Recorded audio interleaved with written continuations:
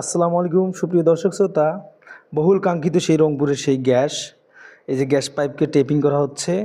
প্রথমে কালো একটা টেপিং, পরে সাদা টেপিং দিয়ে এটা মোড়ানো হচ্ছে যাতে লংজিভিটি থাকে। এটা মূলত পেট্রোবাংলা কর্তৃক রংপুরে যে 150 কিলোমিটার পাইপলাইনের মাধ্যমে গ্যাস সাপ্লাই দিবে, সেই জিটিসিএলের ভাষ্য অনুযায়ী প্রাথমিকভাবে শিল্প কলকারখানায় গ্যাস সরবরাহ করবে বলে জানিয়েছে।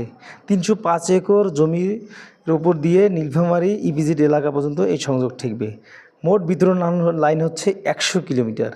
তার মধ্যে রংপুর শহরে 44 কিলোমিটার, পীরগঞ্জে 10 কিলোমিটার এবং নীলফামারীতে 46 কিলোমিটার এই বিতরণ লাইন। প্রতিদিন 50 কোটি স্ট্যান্ডার্ড কিউবিক ফিট 30 ইঞ্চি ব্যাসের এই পাইপের মাধ্যমে সরবরাহ ক্ষমতা থাকবে। এই গ্যাস সংযোগটা আগামী 2025 সালের জুনের পরে সংযোগটা পাবে।